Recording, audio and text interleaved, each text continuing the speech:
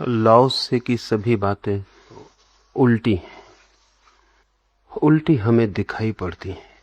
और कारण ऐसा नहीं है कि लाओ से की बात उल्टी है, कारण ऐसा है कि हम सब उल्टे खड़े हैं। और लाओ से का एक शिष्य च्वांग से मरने के करीब था। अंतिम क्षणों में उसके मित्रों ने पूछा, तुम्हारी कोई इच्छा है? तो उसने कहा, एक ही इच्छा है मेरी कि इस पृथ्वी पर मैं पैरों के बल खड़ा था, उस परलोक में मैं सिर के बल खड़ा होना चाहता हूं। शिष्य बहुत परेशान हुए और उन्होंने कहा, हमारी कुछ समझ में नहीं आता, क्या आप परलोक में उल्टे खड़े होना चाहते हैं? तो च्वांग त्से ने कहा, जिसे तुम सीधा खड़ा होना कहते हो उसे इतना उल्टा पाया कि आने वाले जीवन में उल्टा खड़े होकर प्रयोग करना चाहता हूं, शायद वही सीधा हो। लाओ से की ये बात कि जो जानते हैं, जो जागे हुए हैं, वे अपनी शासन व्यवस्था में लोगों के पेटों को तो भरते, उदर को तो भरते, उनकी भूख को तो पूरा करते, लेकिन उनके मन को शून्य करते।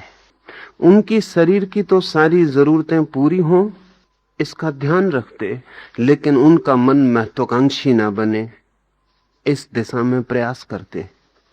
साधारणतः हम शरीर कितना ही कटे गट जाए, गले गल जाए, शरीर को कुर्बान करना पड़े कर हो जाए, लेकिन मन की आकांक्षा पूरी हो, मन की वासनाएं पूरी हों।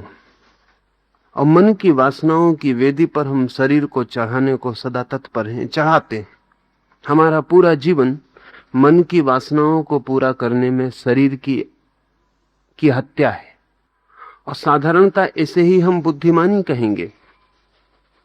लेकिन लाओस से कहता है कि पेट तो लोगों के भरे हुए हों, लेकिन मन खाली। मन के खाली होने का क्या अर्थ है और पेट के भरे होने का क्या अर्थ है? लोग शरीर से तो स्वस्थ हों, शरीर तो उनका भरा पूरा हो, शरीर तो उनका बलशाली हो, लेकिन मन उनका बिल्कुल कोरा, खाली, शून्य, एम्प्टी हो। और परम स्वास्थ्य की अवस्था वही है जब शरीर भरा होता है और मन खाली होता। लेकिन हम सब मन को बहुत भर लेते हैं। हमारी पूरी जिंदगी मन को भरने की कोशिश है, विचारों से, वासनाओं से, महत्वाकांक्षाओं से मन को हम भरते चले जाते हैं। धीरे धीरे शरीर तो हमारा बहुत छोटा रह जाता है, मन बहुत बड़ा हो जाता है। शरीर तो सिर्फ घसीटता है मन के पीछे। लाओस से कहता है, मन तो हो खाली। लाओस से ने जगह जगह जो उदाहरण लिए हैं वो ऐसे हैं। लाओस से कहता है कि जैसे बर्तन होता खाली। किस चीज को आप बर्तन कहते हैं? लाओस से बार बार पूछता, किस चीज को बर्तन कहते हैं? बर्तन की दीवार को या उसके भीतर के खालीपन को? आमतौर से हम बर्तन की दीवार को बर्तन कहते हैं। लाओस से कहता है, दीवार तो बिल्कुल बेकार है, वो जो भीतर खाली जगह है वही काम में आती है। भरे हुए बर्तन को तो कोई ना खरीदेगा। मकान आप दीवार को कहते कि दीवार के भीतर जो खाली जगह है उसको? हम आमतौर से मकान दीवालों को कहते हैं, और जब हम मकान बनाने की सोचते हैं तो दीवालें बनाने की सोचते हैं। लाओस से कहता है, बड़ी उल्टी तुम्हारी समझ है। मकान तो वो है जो दीवालों के भीतर खाली जगह, क्योंकि कोई आदमी दीवालों में नहीं रहता, खाली जगह में रहता है। और ये खाली जगह अगर भरी हो तो मकान बेकार है। तो शरीर तो सिर्फ दीवार है, वो तो मजबूत होनी चाहिए। वो भीतर जो मन है वही महल है, वो खाली होना चाहिए। और उस महल के भीतर भी जो मनुष्य की चेतना है, आत्मा है, वो निवासी है। अगर मन खाली हो तो ही वो निवासी ठीक से रह पाए, तो ही स्पेस और जगह होती। मन अगर बहुत भर जाता है तो अक्सर हालत ऐसी होती है कि मकान तो आपके पास है, लेकिन इतना कबाड़ से भरा है कि आप मकान के बाहर ही सोते, बाहर ही रहते हैं, क्योंकि भीतर जगह नहीं है। अगर हम एक ऐसे आदमी की कल्पना करें जिसके पास बड़ा महल है लेकिन सामान इतना है कि भीतर जाने का उपाय नहीं, तो बाहर बरामदे में ही निवास करता है। हम सब वैसे ही आदमी हैं। मन तो इतना भरा है कि वहां आत्मा के रहने की जगह नहीं हो सकती, बाहर ही भटकना पड़ता है। जब भी भीतर जाएंगे तो आत्मा नहीं मिलेगी, मन ही मिलेगा, कोई विचार, कोई वृत्ति, कोई वासना मिलेगी, क्योंकि इतना भरा है सब। घर के भीतर जाते हैं तो फर्नीचर तो मिलता है, मालिक नहीं मिलता। लाओस से कहता है जो ज्ञानी है वो कहते हैं शरीर तो भरा पूरा हो, पुष्ट हो, मन खाली हो, मन ऐसा हो जैसे है ही नहीं। और लाओस से कहता है मन के खाली होने का अर्थ है अमन हो, नो माइंड हो, जैसे है ही नहीं, जैसे मन की कोई बात ही नहीं है भीतर।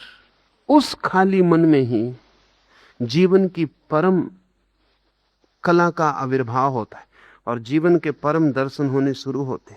वे उनकी हड्डियों को दृढ़तर बनाते परंतु उनकी इच्छा शक्ति को निर्बल करते हैं। हड्डियों को मजबूत बनाते लेकिन उनके विल को, उनके संकल्प को कमजोर करते हैं, छीण करते हैं। हम सब तो संकल्प को मजबूत करते हैं। हम तो किसी व्यक्ति से कहते हैं कि क्या तुम में कोई विल पावर ही नहीं, तुम में कोई संकल्प की शक्ति नहीं? अगर संकल्प की शक्ति नहीं तो तुम बिना रीढ़ के आदमी हो, तुम आदमी ही नहीं। अल्लाह से कहता है ज्ञानी संकल्प की शक्ति को छीण करते हैं। अजीब बात है, हम तो एक एक बच्चे को सिखा रहे हैं कि विल बढ़नी चाहिए। इस सदी के जो बहुत बुद्धिमान लोग हैं उन सभी का ख्याल है कि आदमी में संकल्प बढ़ना चाहिए। नीत्शे ने बहुत अद्भुत किताब लिखी है, विल टू पावर। नीत्शे का ख्याल है कि आदमी के पूरे जीवन का एक ही लक्ष्य है कि शक्ति का संकल्प, शक्ति कैसे मिले इसका संकल्प। और जो आदमी जितना संकल्पवान है उतना महान है। कार्लाइल या इमर्सन, ये सारे के सारे पश्चिम के विचारक संकल्प पर जोर देते हैं कि संकल्प मजबूत हो। तुम्हारी इच्छा शक्ति ऐसी होनी चाहिए कि अटल पत्थर की दीवार, कि जगत हिल जाए लेकिन तुम न हिलो, टूट जाओ, मिट जाओ, झुको मत। और लाओस से कहता है कि हड्डियां हो मजबूत, संकल्प शक्ति बिल्कुल छीन होती नहीं। क्यों? क्योंकि मनुष्य के बीच दो चीजों के सामने चुनाव है, या तो संकल्प या समर्पण। जो संकल्प करेगा उसका अहंकार मजबूत होगा, जो समर्पण करेगा उसका अहंकार गलेगा और मिटेगा। जो संकल्प के रास्ते से चलेगा वो अपने पर पहुंचेगा और जो समर्पण के रास्ते से चलेगा वो परमात्मा पर पहुंचता है। परमात्मा तक पहुंचना हो तो छोड़ देना पड़ेगा अपने को, और स्वयं के मैं को मजबूत करना हो तो फिर पकड़ लेना पड़ेगा अपने को। तो शरीर चाहे मिट जाए, हड्डियां चाहे टूट जाएं, संकल्प ना टूटे, ऐसा हम सबकी व्यवस्था है। इसको हम सीधी व्यवस्था कहते हैं, क्योंकि हम कहते हैं कैसे कमजोर आदमी हो, लड़ नहीं सकते, जूझ नहीं सकते, शक्ति नहीं तुम में कोई। अल्लाह से कहता है ये शक्ति होनी ही नहीं चाहिए। नहीं, ऐसा नहीं कि तुम टूट जाओ लेकिन झुको मत। लाओस से कहता है तुम ऐसे हो कि तुम्हें पता ही ना चले कि तुम कब झुक गए, हवा को पता भी ना चले कि तुमने रेसिस्ट किया, कि तुमने थोड़ा भी प्रतिरोध किया। हवा आए कि तुम पहले ही झुक जाओ, जिससे घास के छोटे छोटे तिनके झुक जाते हैं, अड़ियल वृक्ष अकड़ के खड़े रह जाते हैं, तूफान से टक्कर लेते हैं, छोटे पौधे झुक जाते हैं।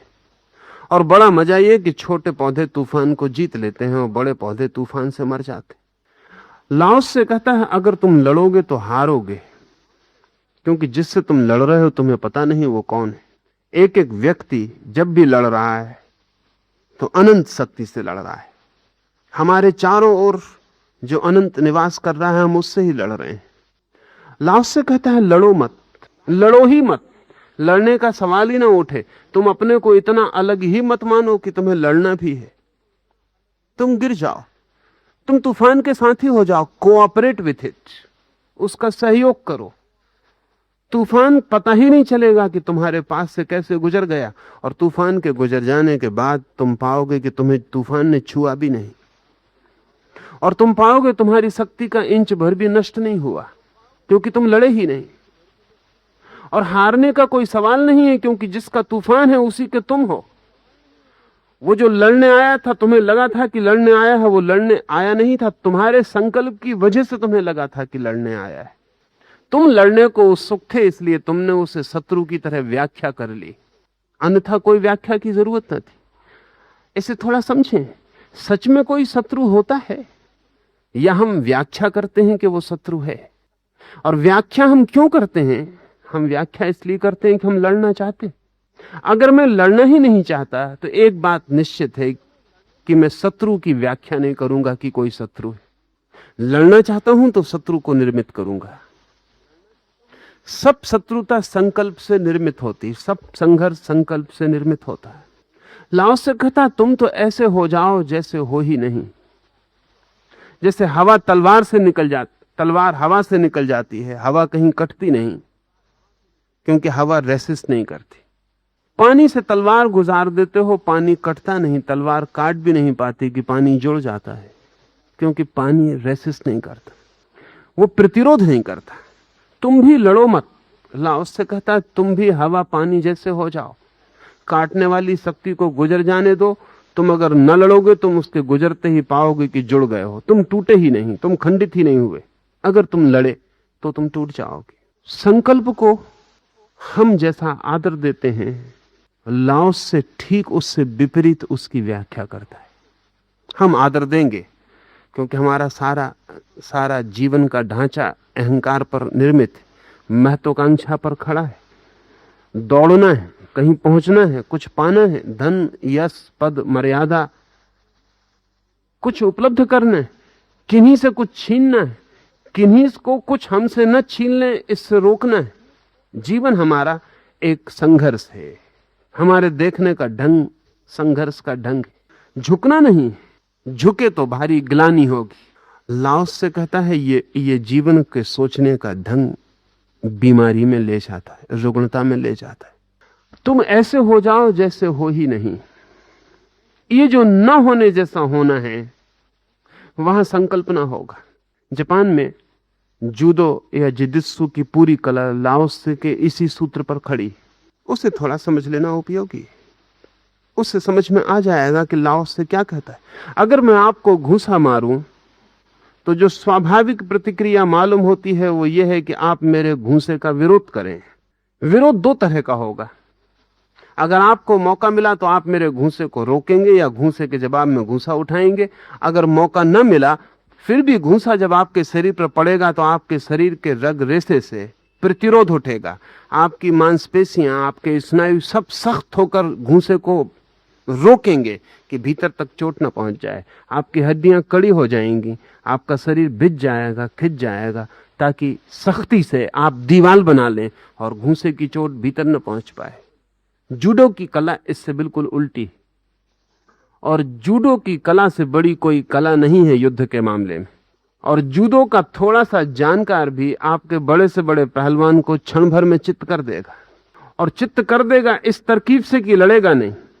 जूडो की कला यह कहती है कि जब तुम्हें कोई घूंसा मारे तो तुम घूंसे को पी जाओ, कोऑपरेट विथ इट, तुम उससे लड़ो मत। जब तुम पर कोई घूंसा मारे तो तुम ऐसे हो जाओ जैसे कि तुम एक तकिए जैसे हो, घूंसा तुम पर लग गया और तुम पी गए। फर्क समझ लें, घूंसे के विरोध में प्रतिरोध और घूंसे को पी जाने का। घूंसा आपके ऊपर मारा गया है, आप सहयोग करो और घूंसे को पी जाओ, उससे कहीं भी लड़ो मत, किसी तल पर भी। और जूडो कहता है घूंसे मारने वाले का हाथ टूट जाएगा, घूंसे मारने वाले का हाथ टूट जाएगा, क्योंकि घूंसा मारने वाला बहुत शक्ति और बहुत संकल्प से मार रहा है। और अगर आपने बिल्कुल जगह दे दी तो उसकी हालत ठीक वैसे हो जाएगी जैसे एक रस्सी को पकड़ के आप खींच रहे हो, मैं खींच रहा हूं और मैंने रस्सी छोड़ दी। मैंने खींचा ही नहीं, मैंने प्रतिरोध न किया, मैंने कहा आप खींचते हो ले जाओ, तो आप गिर पड़ोगे। जूडो की कला कहती है मारो मत, जब कोई मारे तो उसके सहयोगी हो जाओ, उसको दुश्मन मत मानो। मानो कि जैसे वो अपने ही शरीर का एक हिस्सा है। और तब थोड़ी देर में मारने वाला थक जाएगा और परेशान हो जाएगा, उसकी शक्ति छीन होगी, क्योंकि हर घूंसे में शक्ति बाहर फेंकी जा रही, और आपकी शक्ति छीन नहीं होगी, बल्कि जूडो कहता है कि उसके घूंसे से जो शक्ति निकल रही है वो भी आप पी जाओगे, वो भी आपको मिल जाएगी। 5 मिनट के भीतर जूडो का ठीक से जानने वाला आदमी किसी भी तरह के आदमी को परास्त कर देता है। परास्त करना नहीं पड़ता, वो परास्त हो जाता है। एक बहुत प्रसिद्ध कथा है जूडो की। एक बहुत बड़ा तलवारबाज, एक बड़ा स्वार्ट्समैन, वो इतना बड़ा तलवारबाज है कि जापान में उसका कोई मुकाबला नहीं। एक रात वो अपने घर लौटा है, 2 बजे हैं। जब वो अपने बिस्तर पर लेटने लगा तो उसने देखा एक बड़ा चूहा निकला है दीवार से। उसे बड़ा क्रोध आया। उसने चूहे को डराने धमकाने की कोशिश की अपने बिस्तर पर से, लेकिन चूहा अपनी जगह पर बैठा रहा। उसे बड़ी हैरानी हुई। वो बड़े बड़े लोगों को धमका दे तो भाग खड़े होते हैं, चूहा। उसको क्रोध इतना आ गया कि उसके पास में ही उसकी सीखने की लकड़ी की तलवार पड़ी थी। उसने उठा के जोर से चूहे पर हमला किया। हमला उसने इतने क्रोध में किया, चूहा जरा इंच भर सरक गया, उसकी तलवार जमीन पर पड़ी और टुकड़े टुकड़े हो गई, और चूहा अपनी जगह बैठा रहा। तब जरा उसे घबराहट पैदा हो गई। चूहा कोई साधारण नहीं मालूम होता। उसके वार को चूक जाना, उसका वार चूक जाए, इसकी कल्पना भी नहीं थी। वो अपनी असली तलवार लेके आ गया, लेकिन जब चूहे को मारने के लिए कोई असली तलवार लेके आता है तो उसकी हार निश्चित है। असली तलवार लेकर आ गया जब वो, तभी हार निश्चित हो गई। चूहे को मारने के लिए असली तलवार एक योद्धा को लानी पड़े। चूहे से डर तो गया वो बहुत, और चूहा असाधारण है। हाथ उसका कपने लगा और उसे लगा कि अगर असली तलवार टूट गई तो फिर इस अपमान को सुधारने का कोई उपाय न रह जाए। उसने बहुत संभल के मारा, और जो जानते हैं वो कहते हैं जितना संभल के आप निशाना लगाएंगे उतना ही चूक जाएगा। क्योंकि संभलने का मतलब है कि भीतर डर है, भीतर घबराहट है, कंपन। अगर भीतर कोई डर नहीं, घबराहट नहीं, तो आदमी संभल के काम नहीं करता, काम करता है और हो जाता है। उसने तलवार मारी। उसे जिंदगी में उसने बहुत बार तलवार उठाई और चलाई, और वो कभी चूका नहीं था। एक क्षण उसका हाथ बीच में कपा, और जब तलवार नीचे पड़ी तो टुकड़े टुकड़े हो गई। चूहा जरा सा हट गया था। उस तलवारबाज की समझ के बाहर हो गई बात। उसने होश खो दिया। कहानी कहती है कि उसने गांव में खबर की कि किसी के पास कोई जानदार बिल्ली हो तो ले आओ, और दूसरे दिन गांव में जो बड़े से बड़ा धनपति था उसने अपनी बिल्ली भेजी। वो कई चूहों को मार चुकी थी, लेकिन तलवारबाज डरा हुआ था, और जिस धनपति ने अपनी बिल्ली भेजी थी वो भी डरा हुआ था। क्योंकि जब तलवारबाज की तलवार टूट गई हो तो बिल्ली कहां तक सफल होगी ये भय है, और बिल्ली को भी खबर मिल गई थी। और तलवारबाज बहुत बड़ा था। बिल्ली ने बहुत चूहे मारे थे, लेकिन इस चूहे से आतंकित हो गई थी। रात भर सो न पाई। सुबह जब चली तो पूरी तैयारी से चली। रास्ते में 25 योजनाएं बनाई। कभी कभी उसके मन को भी हुआ मैं ये क्या कर रही हूं, चूहे तो मुझे देखते ही भाग जाते हैं, मैं योजना कर रही हूं। लेकिन योजना कर लेनी उचित थी। चूहा असाधारण मालूम होता था। बिल्ली दरवाजे पर आई। एक क्षण उसने भीतर देखा। चूहे को देख कर कब गई। चूहा बैठा था, तलवार टुकड़े टुकड़े पड़ोस में पड़ी थी। इसके पहले कि बिल्ली आगे बढ़े, चूहा आगे बढ़ा। बिल्ली ने बहुत चूहे देखे थे, लेकिन कोई चूहा बिल्ली को देख के आगे बढ़ेगा। बिल्ली एकदम बाहर हो गई। तलवारबाज की हिम्मत बिल्कुल टूट गई कि अब क्या होगा।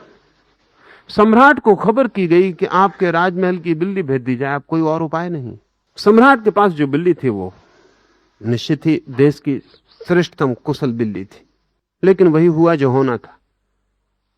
सम्राट की बिल्ली ने चलते वक्त सम्राट से कहा, आपको शर्म आनी चाहिए, ऐसे छोटे मोटे चूहों को मारने को मुझे भेजते।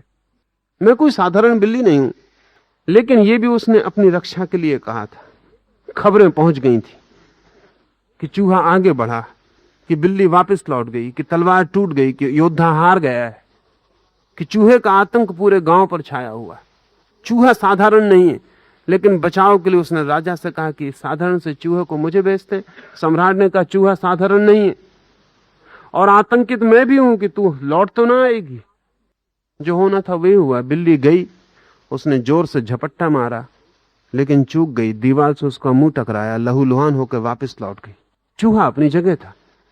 गांव में एक फकीर के पास और एक बिल्ली थी। इस सम्राट की बिल्ली ने ही कहा कि अब और कुछ रास्ता नहीं है, सिर्फ उस फकीर के पास एक बिल्ली है जो हम सबकी गुरु है, और जिससे हमने कला सीखी, शायद उसे कुछ पता हो। वो मास्टर कैट थी। उस बिल्ली को बुलाया गया। सारे गांव की बिल्लियां इकट्ठी हो गईं। कोई 500 बिल्लियों ने भीड़ लगा ली मकान के आसपास, क्योंकि चमत्कार का मामला। और अगर फकीर की बिल्ली हारती है तो फिर बिल्ली सदा के लिए चूहों से हार जाएगी। चूहा अपनी जगह बैठा था। फकीर की बिल्ली जब भीतर जाने लगी तो सभी बिल्लियों ने सलाह दी कि देखो ऐसा करना, कि देखो ऐसा करना, कुछ ऐसा कर लेना। उस फकीर की बिल्ली ने कहा, ना समझो, अगर योजना बनाओगी चूहे को पकड़ने की तो चूहे को कभी ना पकड़ पाओगी, क्योंकि जिस बिल्ली ने योजना बनाई वो हार गई। योजना बनाने का मतलब ही यह है कि चूहे से डर गए तुम, चूहे ही है ना, पकड़ लेंगे। कोई पकड़ने में कला की जरूरत नहीं है, बिल्ली होना ही हमारी कला है, हम पकड़ लेंगे। योजना मैं नहीं बनाऊंगी। योद्धा ने भी कहा कि थोड़ा सोच लो, क्योंकि यह आखिरी मामला है। अगर तू भी लौट गई तो मुझे घर छोड़ के भाग जाना पड़ेगा, क्योंकि भीतर इस कमरे के मैं अब नहीं जा सकता हूं। और चूहे को देखना भी ठीक नहीं है, अब वो वहीं बैठा है अपनी जगह पर। उस बिल्ली ने कहा, यह भी कोई बात है, सब शांत रहे। वो बिल्ली भीतर गई और चूहे को पकड़ के बाहर आ गई। बिल्लियों की भीड़ लग गई। उन सब ने पूछा कि चूहे को तूने पकड़ा कैसे, क्या है तरकीब? उस बिल्ली ने कहा, मेरा बिल्ली होना काफी, मैं बिल्ली हूं और ये चूहा है। और चूहा सदा से कोऑपरेट करते रहे, सदा से सहयोग करते रहे, बिल्लियां सदा से पकड़ती रही। ये हम दोनों का स्वभाव है कि मैं बिल्ली हूं और ये चूहा है, ये पकड़ा जाएगा और मैं पकड़ लूंगी। तुमने योजना बनाई, इसी से भूल हो गई। तुम बुद्धि को बीच में लाए, इसी से परेशान हुए। ज़ैन फकीर इस कहानी को सैकड़ों साल से कहते रहे। ये बिल्ली गरीब फकीर की बिल्ली थी। सम्राट की बिल्ली के बराबर इसके पास शरीर भी ना था, ताकत भी ना थी, इसके हाथ में तलवार भी ना थी। ये साधारण बिल्ली थी। पर उस बिल्ली ने कहा कि मेरा स्वभाव, ये चूहे का स्वभाव, इसमें कोई अनहोना नहीं हुआ है। जिजित्सु या जुडो सिखाने वाले लोग कहते हैं कि प्रकृति का एक नियम और एक स्वभाव है। अगर कोई घूंसा आपकी तरफ मारा जाए, अगर आप प्रतिरोध करें तो दोनों शक्तियां लड़ती हैं और दोनों शक्तियों में संघर्ष होता है, दोनों शक्तियां क्षीण होती हैं। अगर आप प्रतिरोध ना करें तो एक ही तरफ से शक्ति आती है, दूसरी तरफ खाली गड्ढा बन जाता है, शक्ति आत्मसात हो जाती, दूसरा व्यक्ति परेशान हो जाता है, वो योजना करके हमला करता है और आप अनायोजित, बिना किसी प्लानिंग के चुपचाप हमले को पी जाते। अगर ऐसा शून्य भीतर बन जाए कि किसी हमले का कोई प्रतिरोध ना हो, क्योंकि भीतर कोई प्रतिरोध करने वाला संकल्प ही ना रहा, तो उस शून्य में जगत की महानतम शक्ति का आविर्भाव होता है। लाओस से कहता है, संकल्प क्षीण हो, उसका अर्थ है कि संकल्प शून्य हो, भीतर शून्यवत हो जाओ, कुछ होने की कोशिश मत करो। उस बिल्ली ने कहा कि तुम सब बिल्ली हैं, बिल्ली होने की कोशिश कर रही हो। बिल्ली होने की कोई कोशिश करनी पड़ती, तुम बिल्ली हो। तुम्हारी कोशिश ही तुम्हें तकलीफ में डाल रही है, तुम हमला बनाने की योजना में पड़ी हो। जुडो का शिक्षक सिखाता है कि हमला मत करना, सिर्फ हमले की प्रतीक्षा करना, और जब हमला आए तो तुम एक ही बात का ध्यान रखना कि तुम उसे आत्मसात कर जाओ। और अगर कोई गाली दे और आप गाली को आत्मसात कर जाएं, तो जिसने गाली दी है वो कमजोर हो जाता है। करें और देखें। और जिसने गाली चुपचाप पी ली, दबाई नहीं, दबाना नहीं है, पी ली। जैसे कोई ने प्रेम का उपहार दिया, ऐसा पी ली, आत्मसात कर ली, संभाली, अपने में एब्जॉर्ब कर ली, गड्ढा बन गया। तो गाली देने में जितनी शक्ति उस व्यक्ति की व्यय हुई, उतनी शक्ति इस व्यक्ति को मिल गई। और जब गाली देने वाला पाता है कि विरोध में गाली नहीं उठी, तो इतना परेशान हो जाता है जिसका कोई हिसाब नहीं। जब आप विरोध में गाली दे देते हैं तो परेशान नहीं होता, क्योंकि ठीक है, अपेक्षा यही थी कि आप गाली देंगे उत्तर में। लेकिन जब आप गाली नहीं देते हैं तब परेशान हो जाता है, और दुगने वजन की गाली खोज के लाता, और जोर से हमला करता है। लेकिन अगर आपको कला है पीने की, तो आप उसके हमले को पीते चले जाते हैं और उसे निर्बल करते चले जाते हैं। वो अपनी ही निर्बलता से गिरता है। जुडो कहता है कि दुश्मन अपनी ही निर्बलता से गिर जाता है, तुम्हें गिराने की कोई जरूरत ही नहीं। लाओत्से के इन्हीं सूत्रों से जूडो का विकास हुआ, और लाओत्से के इन्हीं सूत्रों से और बुद्ध के विचार के सम्मिलन से ज़ेन का जन्म हुआ। बुद्ध का विचार भारत से चीन पहुंचा और चीन में लाओत्से के विचार की परत वातावरण में थी। इन दोनों के संगम से एक बहुत ही नई तरह की चीज दुनिया में पैदा हुई, ज़ेन। बुद्ध ने भी कहा था बहुत और अर्थों में, किसी और तल पर, कि मैं अपने भीतर के शत्रुओं से लड़ लड़ के हार गया और न जीत पाया। और जब मैंने भीतर के शत्रुओं से लड़ना ही बंद कर दिया और जीतने का ख्याल ही छोड़ दिया, तो मैंने पाया कि मैं जीता ही हुआ हूं। और जब लाओत्से के इन सूत्रों से बुद्ध के इन विचारों का तालमेल बना, तो एक बिल्कुल ही नया विज्ञान पैदा हुआ। वो विज्ञान है बिना लड़े जीतने का। वो विज्ञान है लड़ना ही नहीं और जीत जाना, संघर्ष नहीं और विजय, संकल्प नहीं और सफलता। हम सोच ही नहीं सकते, क्योंकि हम तो सोचते हैं जहां भी संकल्प होगा वहीं सफलता है, जहां संघर्ष होगा वहीं विजय है, जहां युद्ध होगा वहीं तो पुष्पहार पहनाए जाएंगे जीत के। तो लाओत्से से उल्टा मालूम पड़ेगा। वो कहता हड्डियां तो मजबूत हो लेकिन संकल्प शून्य हो। क्यों? हड्डियों और संकल्प में क्यों फर्क कर रहा है? अगर आपके ऊपर मैं हमला करूं तो हड्डियां इतनी मजबूत होनी चाहिए कि हमले को पी सकें। हड्डियों का मतलब है आपके पास जो भी पीने का संरचना है, स्ट्रक्चर है, वो इतना मजबूत होना चाहिए कि पी जाए। लेकिन भीतर कोई प्रतिरोध करने वाला अहंकार नहीं होना चाहिए कि लड़ पड़े। ध्यान रहे, लड़ने के लिए उतने मजबूत शरीर की जरूरत नहीं है जितना लड़ाई पीने के लिए मजबूत शरीर की जरूरत है। कमजोर शरीर वाला भी लड़ सकता है, और अक्सर ऐसा होता है कि कमजोर हो शरीर और दिमाग हो पागल तो खूब लड़ सकता है। कोई शरीर की कमजोरी से लड़ने में बाधा नहीं पड़ती। शरीर की कमजोरी लड़ने में बाधा नहीं, बल्कि सच्चाई तो यह है कि कमजोर शरीर लड़ने को बहुत आतुर होता है। सुना है मैंने कि हांगकांग में पहली दफा जो अमेरिकन उतरा, उसने हांगकांग के बंदरगाह पर 2 चीनियों को लड़ते देखा। लाओत्से की परंपरा से ही जुड़े हुए अनेक परंपराएं चीन में विकसित हुई। वो 10 मिनट तक खड़ा होकर देखता रहा कि वो बिल्कुल एक दूसरे के मुंह के पास मुंह ले आते हैं, घूंसा उठाते हैं, एक दूसरे की नाक तक घूंसा ले जाते हैं, बड़ी गालियां देते हैं, बड़ी चीख पुर मचाते हैं, लेकिन हमला नहीं होता। 10 मिनट में वो थोड़ा हैरान हुआ कि किस प्रकार की लड़ाई।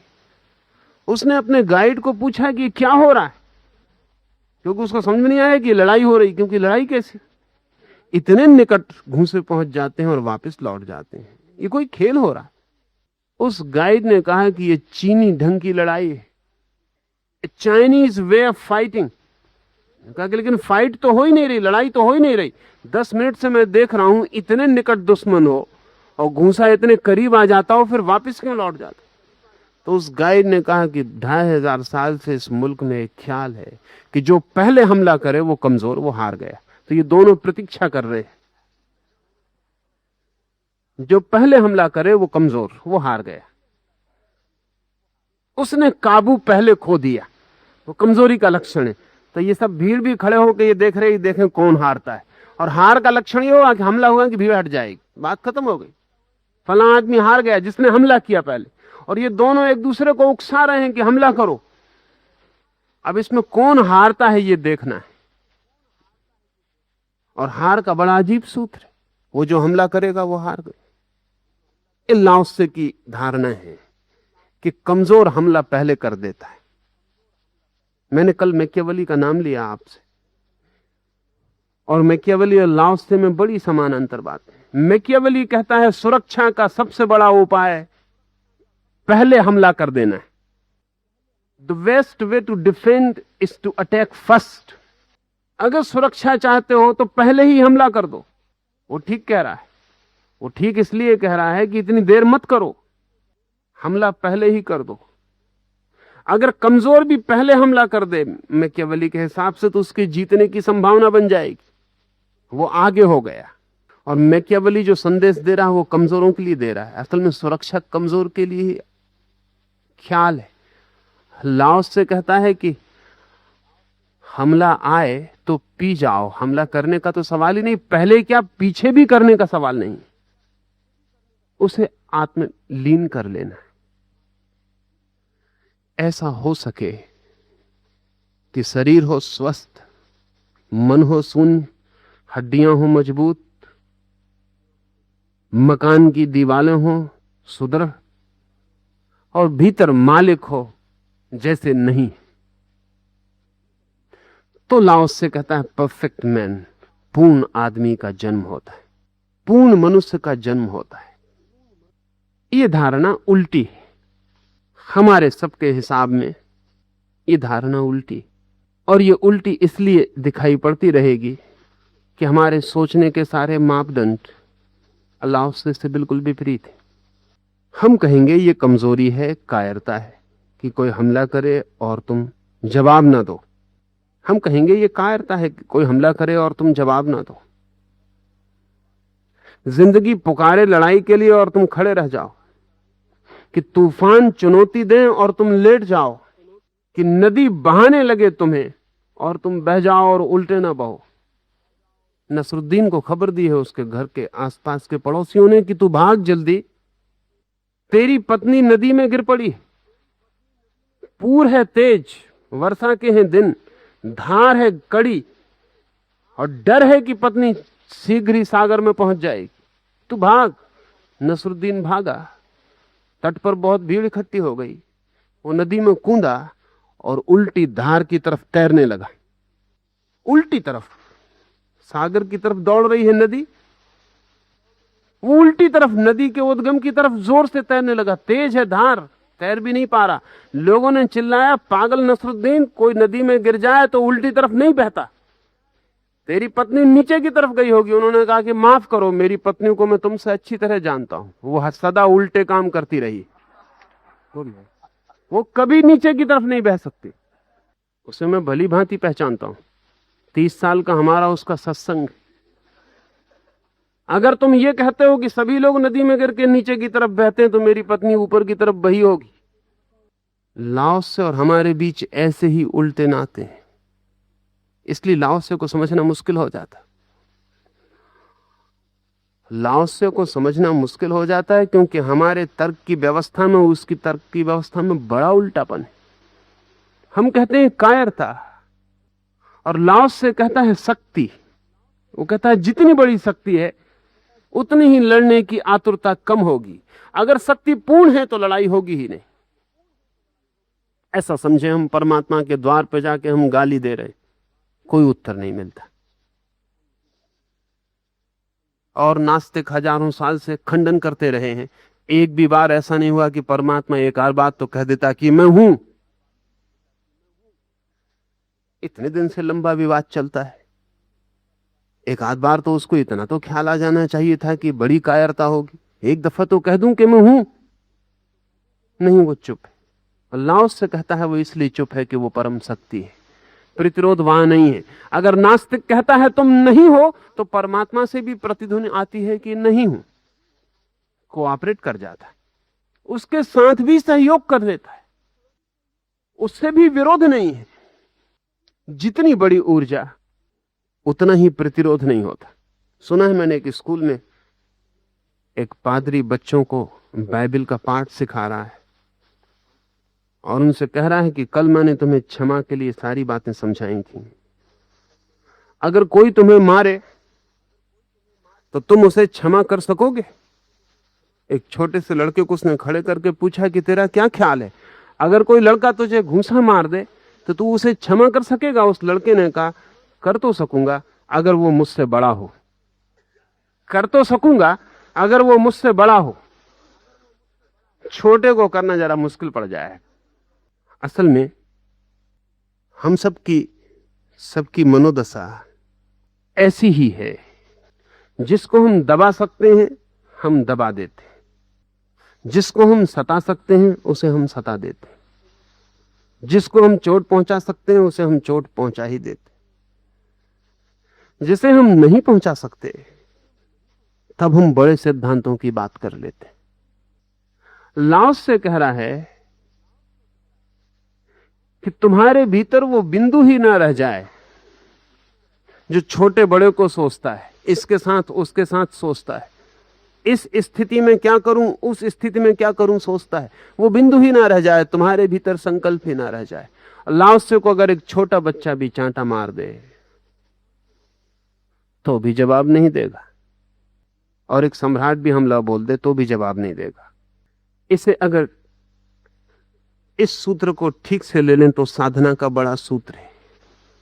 कभी छोटा सा प्रयोग करके देखें, एक 7 दिन के लिए अप्रतिरोध का, नॉन रेसिस्टेंस का, कि कुछ भी होगा पी जाएंगे। प्रयोगात्मक एक 7 दिन के लिए कुछ भी होगा पी जाएंगे। जिन जिन चीजों में कल प्रतिरोध किया था प्रतिरोध नहीं करेंगे, या जिन जिन चीजों में कल दबाना पड़ा था दबाएंगे नहीं, पी जाएंगे। और एक 7 दिन में आप पाएंगे कि आप इतनी शक्ति अर्जित कर लेते हैं जिसका कोई हिसाब लगाना मुश्किल है। आपके पास इतनी ऊर्जा, इतनी एनर्जी इकट्ठी हो जाती जिसका हिसाब नहीं, तब मुश्किल हो जाएगा उसके बाद इस ऊर्जा को व्यर्थ डिसिपेट करना। हम सब डिसिपेट कर रहे हैं, फेंक रहे हैं। सड़क से गुजर रहे हैं, एक छोटा सा बच्चा सड़क के किनारे खड़े होकर हंस दे और आप में प्रतिरोध शुरू हो गए, प्रतिरोध शुरू हो गए। लाओसे पर किसी ने एक गांव में हमला कर दिया था। लाओसे ने तो लौट के भी नहीं देखा कि वह आदमी कौन है, वो चलता ही गया। उस आदमी को बड़ी बेचैनी हुई। उसने लौट के भी नहीं देखा कि पीछे से लकड़ी किसने मारी। वो आदमी भागा हुआ आया, उसने लाओसे को रोका और कहा कि लौट के तो देख लो, अन्यथा हमारा मारना बिल्कुल बेकार ही गया, कुछ तो कहो। लाओसे ने कहा, कभी भूल चूक से अपना ही नाखून हाथ में लग जाता है तो क्या करती, कभी राह चलते अपनी ही भूल से गिर पड़ते हैं, घुटने टूट जाते तो क्या करते। लाओसे ने कहा, एक बार ऐसा हुआ कि मैं नाव में बैठा था और एक खाली नाव आके मेरी नाव से टकरा गई तो मैंने क्या किया। लेकिन अगर उस दूसरी नाव में कोई मल्लाह बैठा होता तो झगड़ा हो जाता, तो झगड़ा हो जाता। खाली नाव थी तो कुछ ना किया, कोई मल्लाह बैठा होता तो झगड़ा हो जाता। लेकिन उसी दिन से मैंने समझ लिया कि जब खाली नाव को कुछ नहीं किया तो मल्लाह भी बैठा हो तो क्या फर्क पड़ता है। तुमने अपना काम कर लिया, तुम जाओ, मुझे मेरा काम करने दो। वो आदमी दूसरे दिन पुनः आया और उसने कहा, मैं रात भर सो नहीं सका। तुम आदमी कैसे हो, तुम कुछ तो करो, तुम कुछ तो कहो ताकि मैं निश्चिंत हो जाऊं। स्वभाव था उसके मन में बहुत कुछ कठिनाई चलती रही होगी। हम सब अपेक्षाओं में चलते। अगर मैं गाली देता हूं तो मैं मान के चलता हूं कि गाली लौटेगी, लौट आती है तो नियमानुसार सब हो रहा है, नहीं लौटती है तो बेचैनी होती। बेचैनी उतनी हो जाती है कि मैं अगर प्रेम करता हूं तो मान के चलता हूं कि प्रेम लौटेगा, नहीं लौटता है तो जैसी बेचैनी हो जाती। हम सबके लेन देन के सिक्के तय। लाओसे कहता है, ये सिक्कों को बदल डालो, भीतर हो जाओ शून्यवत, संकल्प को हटा दो और जो होता है होने दो। हम कहेंगे तब तो मौत आ जाएगी, बीमारी आ जाएगी, कोई लूट ही लेगा, सब बर्बाद ही हो जाएगा। हम 1000 दलीलें खोज लेंगे जरूर, लेकिन हमारी दलीलों का बहुत मूल्य नहीं है, क्योंकि जिन चीजों को बचाने के लिए हम दलीलें खोज रहे हैं उनमें से हम कुछ भी नहीं बचा पाते, सभी छूट जाता है। न तो मौत रुकती, न बीमारी रुकती, कुछ रुकता नहीं, सभी नष्ट हो जाता है। और उसको बचाने की चेष्टा में हम कभी उसे पा ही नहीं पाते जो ऐसा था कुछ कि मिल जाता तो कभी नष्ट नहीं होता है। एक बार 7 दिन का छोटा सा प्रयोग करके देखें। मेरे लिए तो सन्यास का अर्थ यही है जो लाओसे कह रहा है। यही अर्थ है सन्यास का कि ऐसा व्यक्ति जिसने संकल्प छोड़ दिया, जिसने समर्पण स्वीकार कर लिया, जिसने इस जगत के साथ संघर्ष छोड़ दिया और सहयोगी हो गया, जो कहता है मेरी शत्रुता नहीं, हवाएं जहां ले जाएं मैं चला जाऊंगा। जो कहता है मेरी अपनी कोई आग्रह की बात नहीं कि ऐसा हो, जो हो जाएगा वही मुझे स्वीकार है। ऐसी कोई मंजिल नहीं जहां मुझे पहुंचना है, जहां पहुंच जाऊंगा कहूंगा यही मेरी मंजिल है। ऐसा व्यक्ति सन्यासी है। और ऐसी सन्यास की भावदशा में जीवन का जो परम धन है उसका द्वार, उस खजाने का द्वार खुल जाता है। लाओस से कहता है संत जो जानते हैं वे प्रज्ञावान पुरुष अपने शासन में। ये भी शब्द सोचने जैसा है, क्योंकि संत का कोई शासन नहीं होता। संत की क्या गवर्नमेंट होती? सेजेस इन देयर गवर्नमेंट, संत अपने शासन में। संतों की तो कोई सरकार दिखाई पड़ती नहीं। लेकिन ये बड़ा पुराना शब्द है, बड़ा पुराना शब्द है। और वक्त था ऐसा जबकि संत का ही शासन था। कोई गवर्नमेंट नहीं थी उसकी, कोई शासन व्यवस्था ना थी, कोई स्ट्रक्चर ना था, लेकिन शासन उसी का था।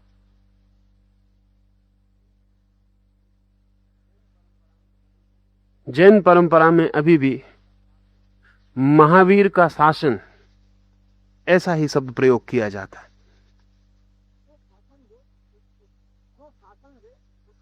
जो शासन दे उसको शास्ता कहा जाता। इसलिए महावीर को या बुद्ध को शास्ता कहते हैं। शास्ता जिसने शासन दिया, और वो शास्ता ने जो कहा जहां संग्रहित हो उसको शास्त्र कहा जाता है। शासन का अर्थ है ऐसे नियम जिनसे आदमी चल सके और पहुंच सके।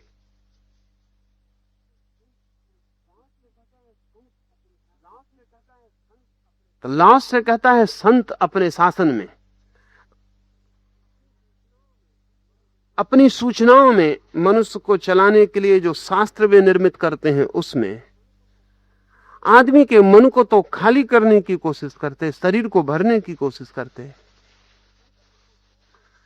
संकल्प को तोड़ते, हड्डियों को मजबूत कर देते। सारे हठ योग की पूरी प्रक्रियाएं हड्डी को मजबूत करने की प्रक्रियाएं।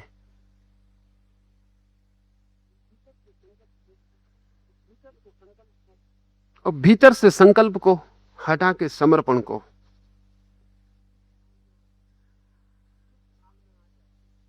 ये ख्याल में आ जाए तो व्यक्तित्व का एक दूसरा ही रूप, जैसे हम हैं फिर वैसे नहीं,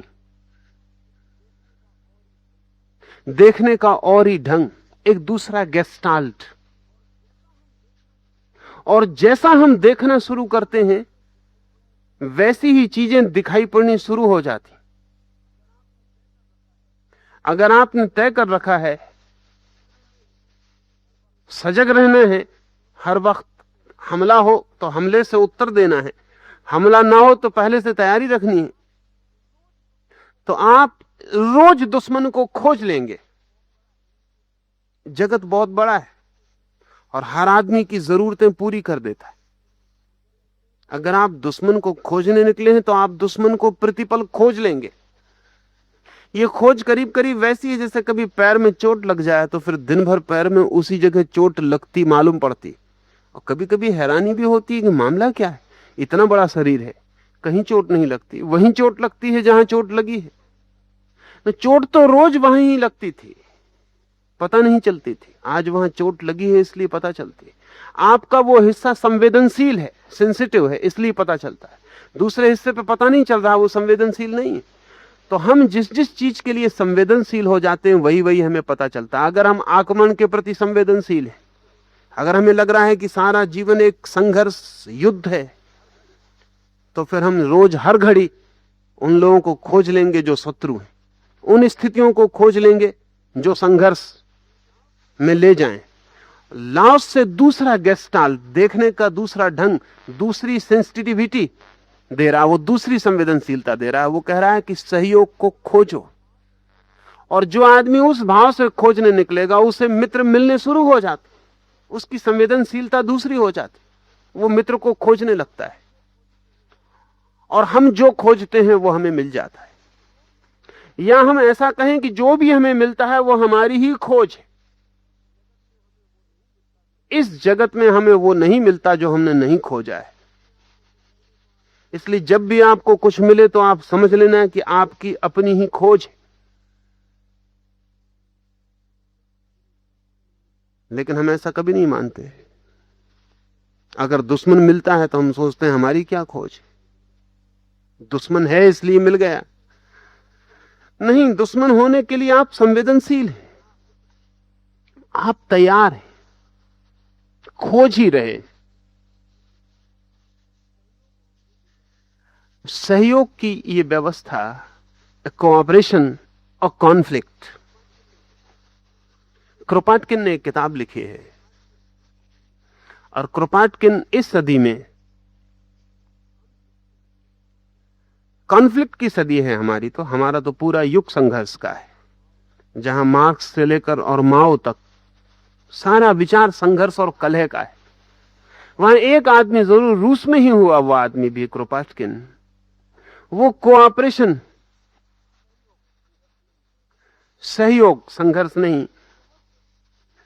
और उसने एक बहुत बड़ी कीमती बात प्रस्तावित की, हालांकि इस सदी में सुनी नहीं गई, क्योंकि ये सदी उसके लिए संवेदनशील नहीं। डार्विन ने सिद्ध करने की कोशिश की कि सारा जगत जीवन के लिए संघर्ष है, स्ट्रगल है, स्ट्रगल टू सरवाइव। अपने अपने को बचाने के लिए हर एक लड़ रहा है। और उसने यह भी सिद्ध किया कि इसमें वही बच जाता है जो फिटेस्ट है, और फिटेस्ट का मतलब ये, जो युद्ध में सर्वाधिक कुशल है वही बच जाता है। डार्विन से लेकर फिर इन 300 सालों में सारे जगत में संघर्ष का विचार परिपक्व होता चला गया। और मजे की बात है कि संघर्ष के परिपक्व विचार ने हमें संघर्ष के लिए और उन्मुख बनाया। और जब इस सिद्धांत को हमने स्वीकार कर लिया कि जीवन एक संघर्ष है, हर एक लड़ रहा है, सिर्फ बाप बेटे से लड़ रहा है, बेटा बाप से लड़ रहा है, पति पत्नी से लड़ रहा है, सब लड़ रहे हैं। ऐसा नहीं कि नौकर मालिक से ही लड़ रहा है, संघर्ष ही चल रहा है पूरे समय। इस सारा जीवन एक संघर्ष का ही रूप है। ये डार्विन से लेकर माओ तक सारा ख्याल संघर्ष का है। कलह, वर्ग कलह, फिर कलह बढ़ती चली जाती तो सभी तलों में प्रवेश कर जाती। फिर एक एक आदमी अकेला है और सारी दुनिया से लड़ रहा है। क्रोपाटकिन ने कहा कि संघर्ष आधार नहीं है, सहयोग आधार है। और मजे की बात उसने ये कही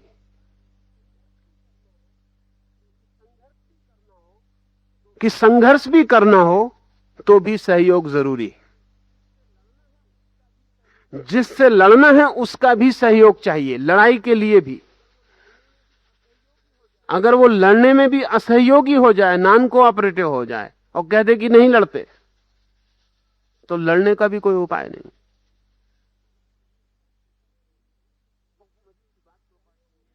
ये बहुत मजे की बात क्रोपाटकिन ने कही कि संघर्ष के लिए सहयोग अनिवार्य है, लेकिन सहयोग के लिए संघर्ष अनिवार्य नहीं।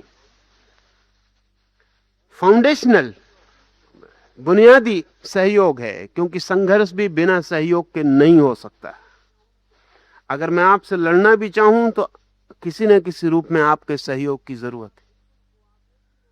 अगर आप बिल्कुल कोऑपरेट ही ना करें तो लड़ाई भी नहीं चल सकती।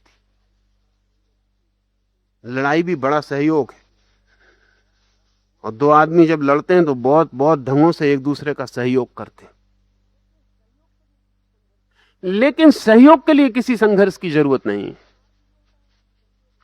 इसका अर्थ यह होता है कि सहयोग ज्यादा गहरे में है।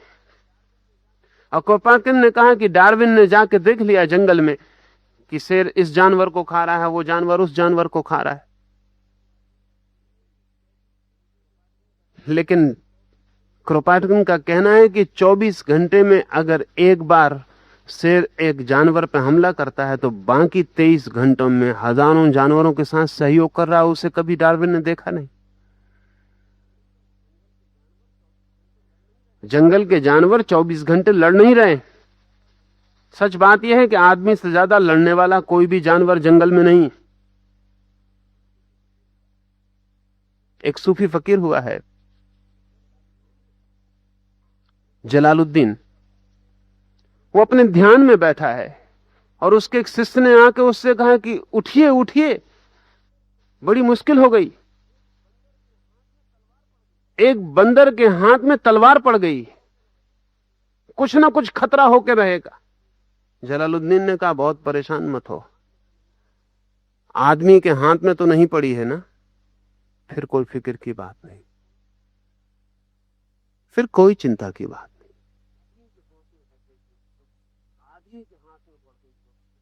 आदमी के हाथ में पड़ गई हो तो फिर उठना पड़े, फिर कुछ उपद्रव होकर रहेगा। जंगल में इतना संघर्ष नहीं जैसा हमें ख्याल है, और हम सबको ख्याल है कि जंगल एक संघर्ष है, कॉन्फ्लिक्ट है, हिंसा है।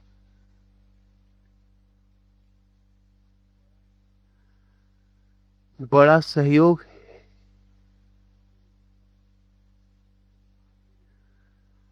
लेकिन आदमी ने जो जंगल बनाया है, जिसका नाम सभ्यता है, समाज है, वो बिल्कुल संघर्ष है और दिखाई बिल्कुल नहीं पड़ता है, और पूरे समय एक दूसरे की दुश्मनी में सारा का सारा जाल फैलता चला जाता है।